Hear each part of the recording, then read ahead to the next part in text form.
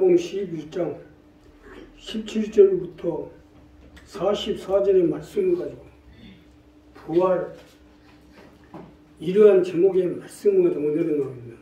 자, 오늘은 부활절 예배입니다.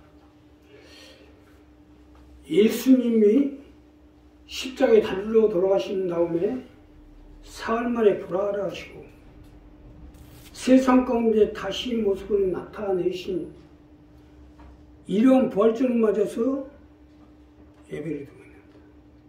자, 오늘 이 봉독한 이 본문 말씀을 보면 나사로가 병든 나사로가 죽었으나 다시 부활함으로써 예수님은 부활이시오 생명하는 사실을 입증한 겁니다.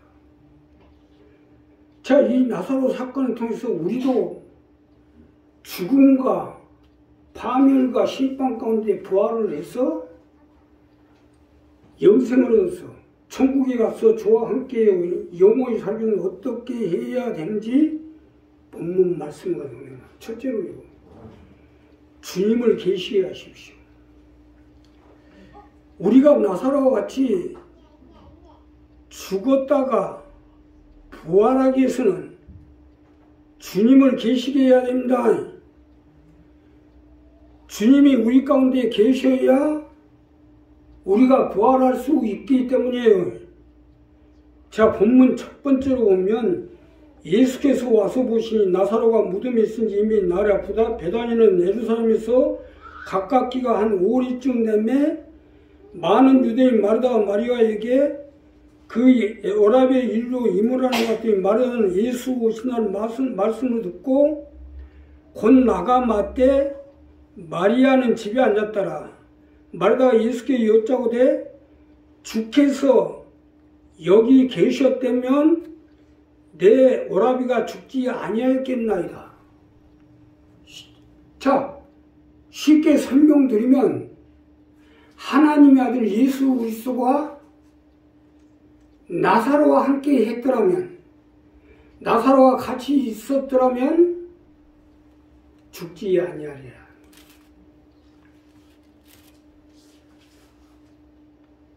자, 이것이 첫 번째 말씀인데 우리가 부활하기 위해서는 주님이 우리 가운데 계시게 하라는 것입니다.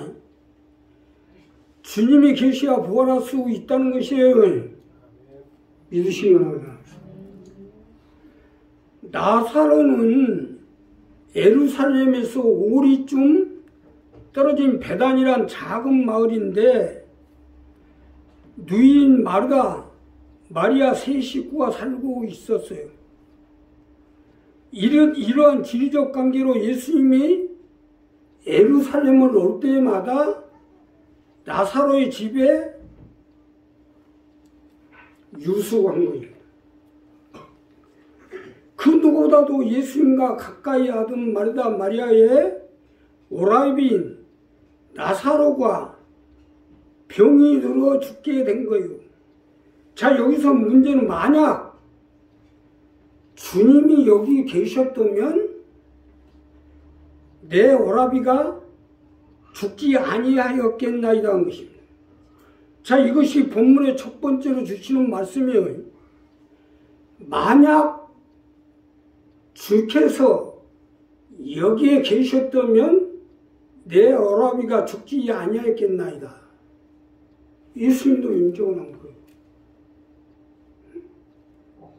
그 말이 맞다 이거예요. 이것은 나사로만이 아니라 오늘 예배드리는 우리도 마찬가지로 주님을 계시게 해야 돼요. 자, 여기서 문제는 만약 주님이 여기 계셨다면 내 오라비가 죽지 아니하겠다 한 거예요. 이것이 본문의 첫 번째는 주시는 암시예요. 이 말씀을 들은 예수님도 인정하셨잖아요. 주님을 계시게 하라는 것은 이게 때문입니다. 아무리 주님과 가까워도 직접 계시는 것과 가까운 것하고는 게임이 안 되죠. 이건 나사로만이 문제가 아니라 우리도 마찬가지요. 항상 내게 주님이 계시게 하고 내 마음속에, 내 가정 속에, 내 사업장 속에, 내 자녀, 내 가족 속에 계시게 해야 돼요. 이것이 부활과 직결된 문제니까요. 물론 주님과 직접적으로 계시고 같이 할 수는 없잖아요. 그러나 여기서 제시한 것은 영적 부분으로 항상 모시고 계시면 되는 거 아니냐는 거예요. 병들에 죽게 하는 마귀도 영적 존재지만 예수님도 영적 존재니까 우리가 모셔서 계시게 하면 되는 거 아닙니까? 마음에 모시고 삶에 모시고 산 가운데 모시고 받들고 섬기는 데 모시고 내 사업장 가운데 모시고 내 자녀, 내 가족, 내 인생 가운데 모셔서 항상 같이 계시게 하면 되는 거 아니겠어요? 더군다나 요즘 말세로 언제 어느 순간에 어떻게 될지 알 수 없는 시대가 됐어요. 그러니 이러한 때일수록 우리가 주님과 같이 해야죠. 간단한 것은 사람이 죽는 것도 순간이지만요, 사는 것도 순간이에요. 문제는 내게 주님이 계시냐 안 계시냐에 따라서 승부가 나게 되어 있다는 거예요. 오늘 우리 부활절만 이 부분을 분명히 정리했어요. 교회 다니는 게 문제가 아니에요. 내가 교회를 다니든 직장을 가든 세상에 어느 곳에 있든 모셔서 사시오. 모셔서 마음에 항상 계시게. 내 삶 가운데, 생활 가운데, 내 육신 가운데 주님을 모시게 되면 주님의 우리가 병들어 죽지 않도록 우리의 몸을 보호하시고 도와주시고 연약을 감당하시고 함께해 주시고 역사하게 되어 있어요. 우리 부활절과 이 부분은 분명히 정리하세요. 항상 교회에 들어오든 나와도 교회에 온다고 다닌다고 열심히 다니도 밖에 나와서 또 밖에 젖어가지고 그대로 있으면 안 돼요. 세상까지. 아니 자식이 부모를 생각하는 것도 마찬가지야. 내가 어디에 있든지 그 마음에 부모님이 있게 하고 그 생각 속에 부모님이 있게 하죠. 내가 계시고 안 계시는 거 많이 차이가 나요. 미국에 간 아들이 자동차 사고가 났어요. 근데 사고가 났는데 분명히 자기는 죽었거나 했는데 거기서 의식을 잃어버렸는데 병원에 가서 중환자실 가가지고 이제 병원에 가서 치료를 하는데 1시간 만에 깨어난 거예요. 그 아들이 깨어나서 가만히 생각하니까 아주 완전히 그래요. 사죄를 해먹은 거예요. 그래서 깨어나고 나서 한국에 있는 어머니한테 전화를 한 거예요. 엄마 내가 교통사고 나서 1시간 동안 의식을 죽을 뻔했어요. 그래도 내가 왠지 기도를 하고 싶어서 계속 2시간 동안 기도를 했다 하더라고요. 봐보세요. 그 엄마가 자식이 죽지 않도록 이미 감지가 되잖아요. 이와 마찬가지 우리가 주님을 마음에 계시고 하는 거하고 안 계시게 하는 거는 그 차이점이 엄청나요. 쉽게 설명드리면 죽고 살고 망하고 흥하고 다르다. 사람은 혼자 살 수 있는 게 아니에요. 우리 부활절만 이 부분을 분명히 해서 주님이 내 삶의 생활 가운데 내 마음에 내 생각 가운데 또 내 인생 가운데 계시게 하게 되면 주님이 우리 인생을 붙잡아 주시고 우리의 삶과 생활과 우리의 건강을 붙잡아 주시고 함께해 주시고 주와 함께 영원히 살아갈 수 있도록 역사해 주실 것입니다. 두 번째는요. 주님을 믿으십시오. 우리가 나사로와 같이 죽음에서 부활하기 위해서는 주님에 대한 믿음을 가지셔야 됩니다. 주님에 대한 믿음은 가질 때 부활될 수 있기 때문이에요. 자, 본문 25절에 보면 예수께서 가라사대 나는 부활이요 생명이니 나를 믿는 자는 죽어도 살겠고 무릇 살아서 나를 믿는 자는 영원히 죽지 아니니 이것은 내가 믿느냐.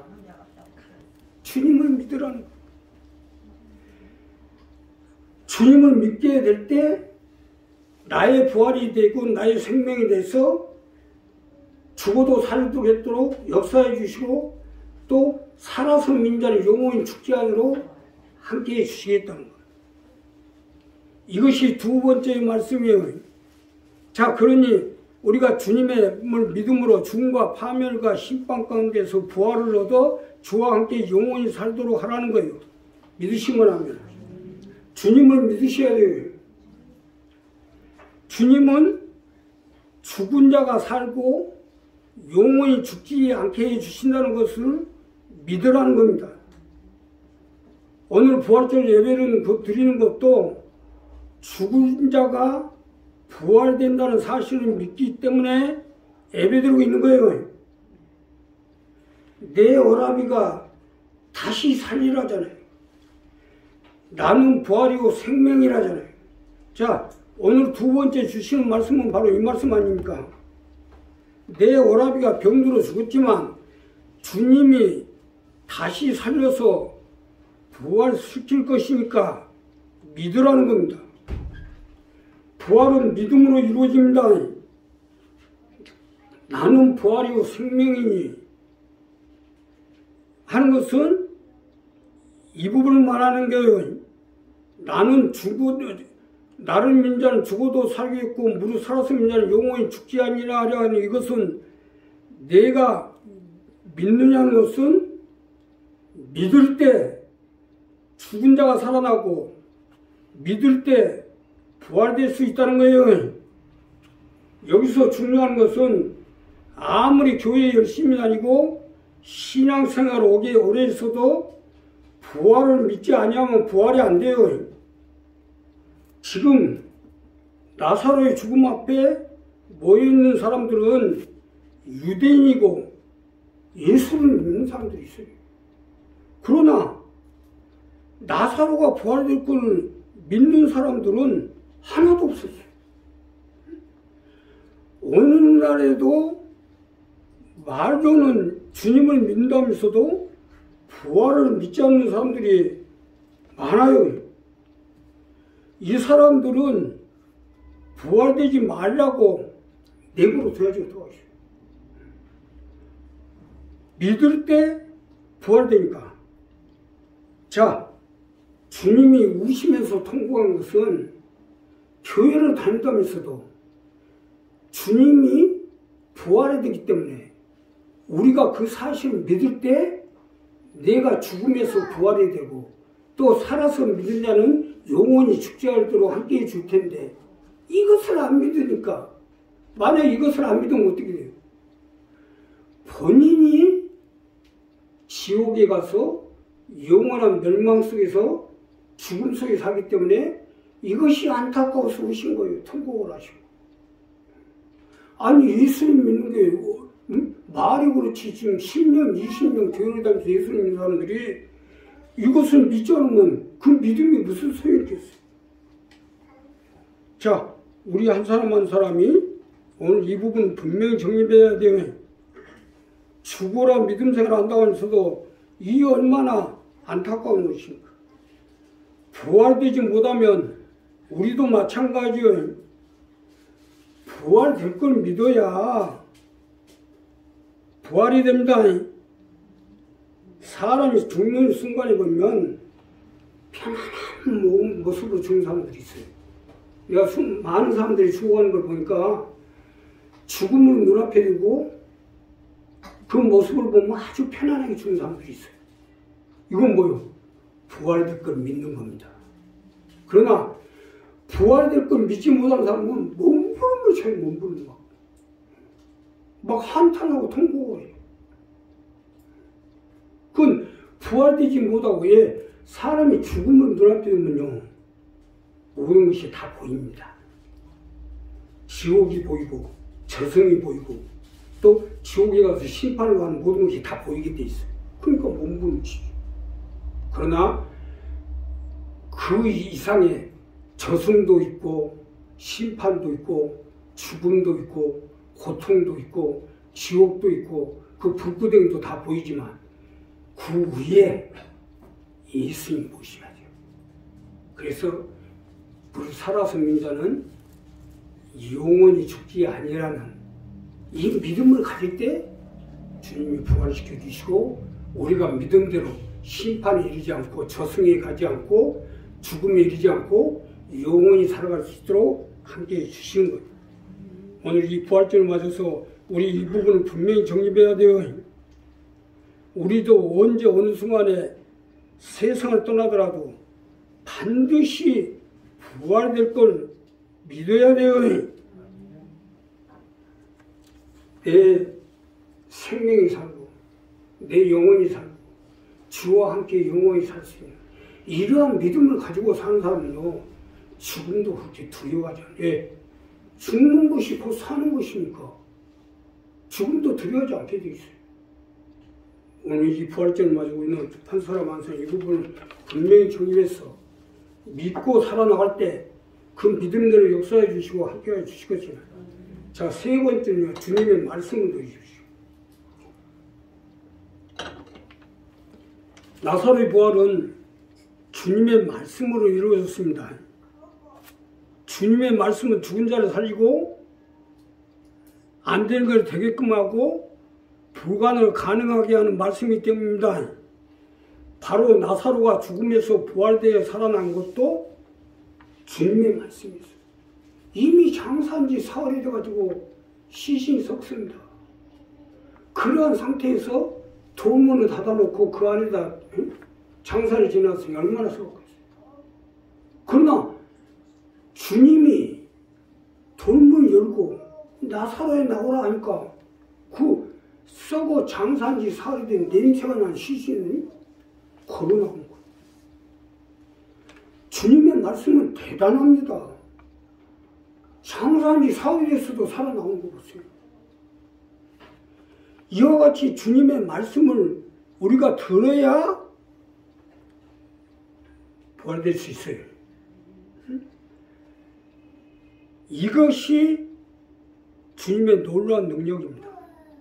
나사로야 나오란 말씀에 나사로가 죽음에서 부활되어 걸어서 나오잖아요. 여기서 중요한 것은 주님은 하늘과 땅의 모든 권세를 손에 쥐신 분이라는 사실이에요. 자, 여기서 분명히 알아야 될 것은 주님의 말씀입니다. 누구의 말씀이 아니에요. 착각하면 안 돼요. 시골에 가면 저수지들이 많잖아요. 사람들이 여기서 낚시를 하다 보니까 사고도 많이 나고 저수지 많이 빠져 죽습니다. 근다고 이리저리 그 가지들이 와서 그 지킬 수 없고. 그 마침 저수지 옆에 사는 허름한 집에 사는 사람이 하나 있길래 잘 됐다고 안장을 하나 쳐주고 거기다 세우는 거예요. 그러다 보니까 사람들이 낚시하러 가고 놀러 갔다가도 그 사람이 이래라 저래라 하면 사람도 모자를 생겼는데 안장을 차고 있으니까 그 안장 때문에 말을 듣는 겁니다. 그 사람이 똑똑하고 못나고 그러거든요. 아니에요. 안장 때문에. 이와 같이 주님의 말씀은 하나님의 아들이요. 또 세상 메시아이기 때문에 주님의 말씀은 죽음도 건져내고, 예, 사람이 한 번 죽으면 정환이 있죠. 죽고 나면 심판이 돼 있어요. 그런데 주님의 말씀은 바로 이러한 모든 것을 다 뒤집을 수가 있어요. 왜? 그리스도로 세움을 받았으니까. 아무나 한다고 하는 게 아니에요. 자기 생각, 자기 말을 앞세우려고 해도 이게 바로 못난이고 돈키호테예요. 자기 말과 자기 생각대로 되는 게 아니에요. 그 주님의 말씀은 그만큼 능력이기 때문에 이와 마찬가지 우리도 예수를 믿고 믿음 생활하고 교회를 수십 년 다니고 열심히 한다지만 그러나 우리가 살고 죽고 망하고 흥하고 부활되냐 안 되냐는 것은 주님의 말씀에 의해서 되게 돼 있다. 그러기 때문에 우리가 주님 앞에 항상 겸손하고 주님 앞에 머리 숙이고 기도하고 또 주님을 항상 내 속에 모시고 계시게 하고 섬기고 받으며 기도하는 거 아닙니까? 이 부활절에 따라서 부활도 좋지만 부활 받을 행위가 있어야죠. 우리가 이러한 행위로 나갈 때 하나님이 우리의 생명을 죽음과 파멸에서 건져주시고 부활시켜 주셔서 주와 함께 영원히 살아갈 수 있도록 함께 해주실 것입니다. 이 간단한 거거든요. 사실 성경이 간단한데 너무 자기 자신이 잘나고 자만에 빠져가지고 또 너무 자기를 의지를 하다 보니까 이 성경은 원점을 잃어버린 거예요. 나이씨 지금 당뇨에서 합병증으로 거의 다 죽었어요. 지금 몸이 다 말을 안 들어요. 근데 서서히 부활이 되기 시작하고 있어요. 건강이 발휘되고 온몸이 살아나고 점점 발휘되고 있어요. 그러니까 우리도 이와 마찬가지로 우리가 정말 주님의 말씀을 믿고 말씀대로 살아나가면 주님이 우리 몸을 부활하게 해주시고 우리 생명을 부활하게 해주시고 또 우리 삶과 생활을 부활해 주시고 내 모든 걸 부활하게 해서 부활의 은혜 속에 살아갈 수 있도록 함께 해주실 것입니다. 기도하겠습니다. 감사하시옵소서.